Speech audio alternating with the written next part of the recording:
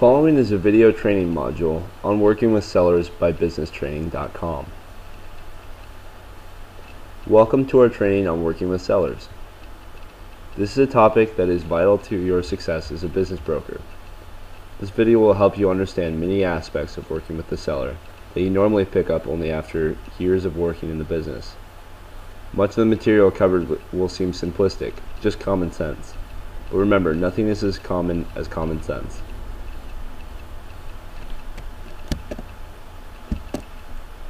While there are a number of different types of sellers, they fall into two main categories: one owner and multiple owners, or a group of owners. The number of owners is sometimes related to the size of the business being sold, but this is not always the case. For our purposes, the one owner business is the most common. This is true regardless of the type of business entity. Whether the business is a sole proprietorship, a limited liability company, or a corporation, one owner is in charge and making all the important decisions. In many cases, a spouse is involved and may be an officer in the company. But the person that is most active in the business makes the important decisions. Multiple owners actually have businesses where key decisions are shared on or voted on. These companies tend to be larger, although one-owner companies often do over $1 million in sales. One key consideration when dealing with group ownership is to make sure that the person you are dealing with has decision-making authority. This owner should have the authority to sign the listing agreement and bind the company to the contract. You can waste a lot of time dealing with someone only to find out that the other partners have decided not to list the business for sale. If you have helped them to come up with a reasonable selling price, explained current market conditions, or done other work to benefit them, you may have done it for free. They may decide to take your price and the commission that they are saving and sell it themselves. While this is also a possibility with one owner, it is not as likely to occur if you were doing a good job of reading the seller, who was the only person you were dealing with in this case. Let's now discuss the characteristics of both types of sellers.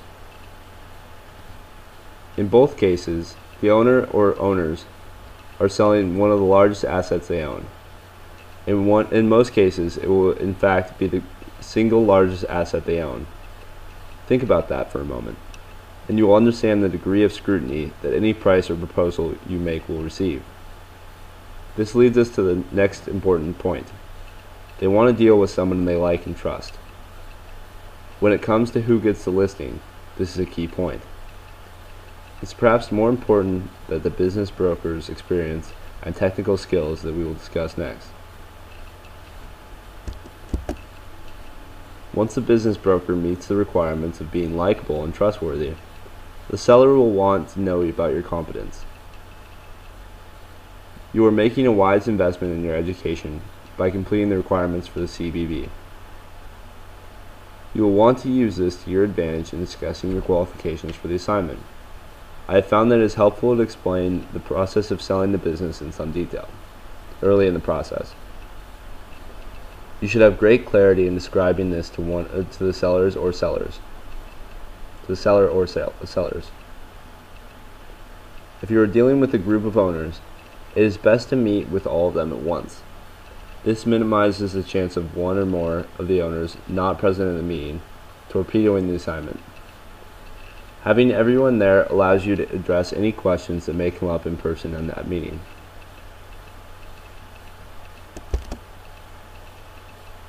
All sellers believe that their business is unique. While this is strictly true, you will find that all businesses have many things in common. When talking with the seller, there is nothing to be gained by pointing this out. Simply understand the situation. Most sellers do not have an exit strategy. Large or small, they decide that they are ready to sell and expect to do this quickly, at the best possible price. Often the time they choose will be at retirement, when the business has been trending downward for several years. Most sellers think their business is worth more than it really is. There are a number of reasons for this. If the business has been going down for several years, they will still think it should be worth what it was during its peak. The economy and competitive situation may be difficult now, and the owner does not recognize this fact. The company may have significant non-operating assets. These can include real estate and excess inventory. The equipment may be in need of replacement or updating. Often, the seller will have heard from someone else what the business should be worth that has no basis in reality.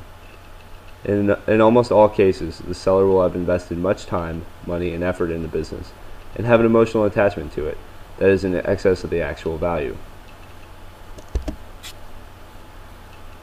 Most sellers will think the selling fee is too high no matter what it is.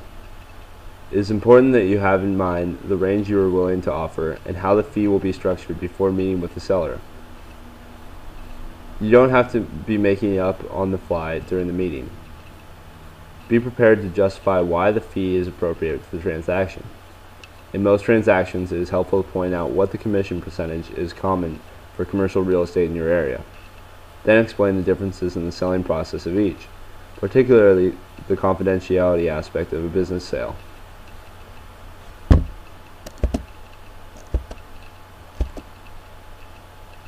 Let's take a look at the actual steps of working with the seller in the selling process. At the initial meeting, keep in mind the information we just covered in the last slide. Work to establish rapport and credibility with the seller. If possible, have all the owners at this meeting if there are more than one. Explain the selling process, including the time frame normally required. The average small business will be on the market about 9 months. This is assuming that it is accurately priced. Cover your expected fee and give examples of transactions you or your company have handled successfully. Try to pick examples that are similar to their business.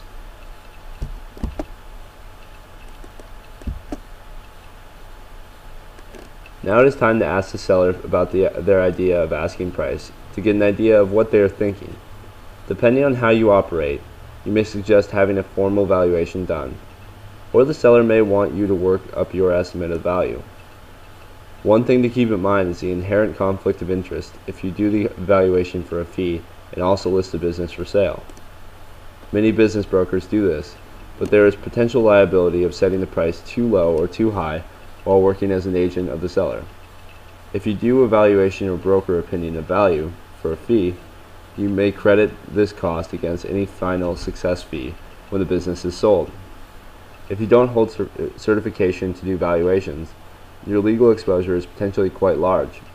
If the reason the business is being sold is likely to lead to litigation in the future, you should advise strongly that an independent, certified, third-party valuation be done to limit your liability. Several companies will do this, where you gather the information and they provide the written report of value.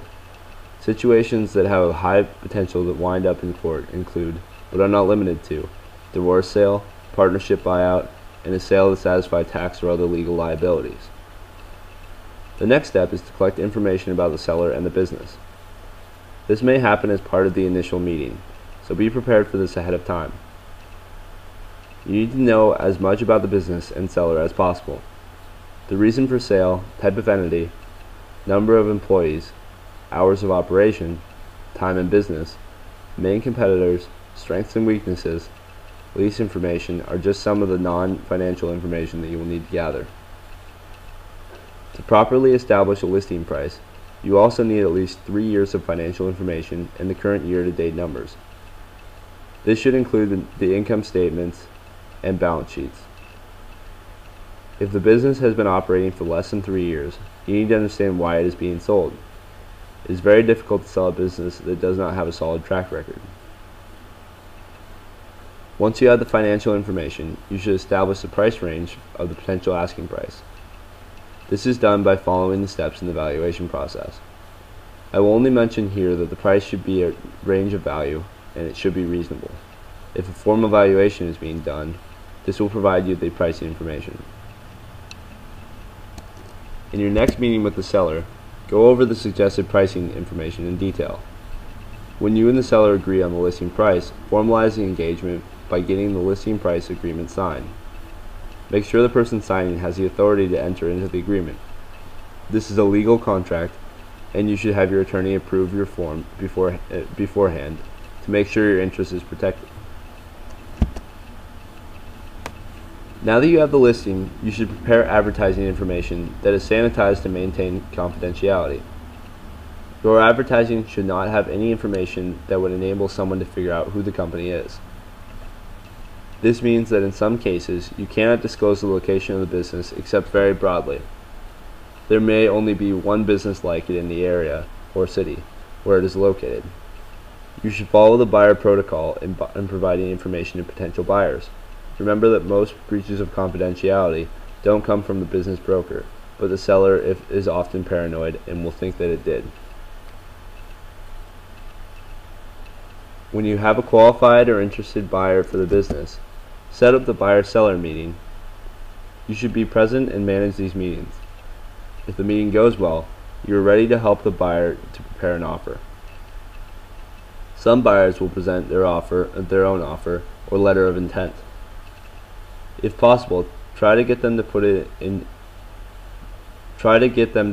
on your form in the proper format. Now you are ready to help manage the negotiations between the buyer and seller to get to something that will work for everyone involved. This is very important, as you must keep both parties from insulting or angering the other to the point that the deal falls apart. Once the parties are in agreement, your job is to manage the due diligence or information flow necessary to get to closing. It is important to get the seller to fill out disclosure information and have both the buyer and seller sign it. When the details are all worked out, you should manage the meeting with the closing attorney to prepare the documents needed to close the transaction. Some of the details you need to be familiar with are the purchase price allocation, the non-compete provisions, standard representations and warranties of both the buyer and the seller, the asset list of the business, assignment of contracts, and agreed upon prorations of items like rent, utilities, advertising, etc. The closing itself will be uneventful once all of the details have been taken care of ahead of time. Make sure that you have in your closing documents an indemnification for you signed by both the buyer and the seller.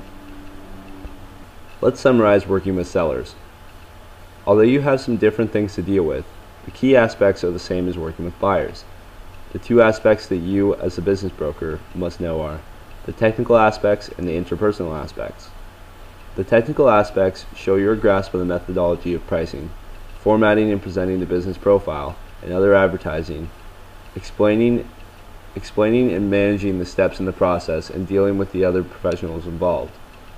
These aspects will demonstrate that you are a professional business broker.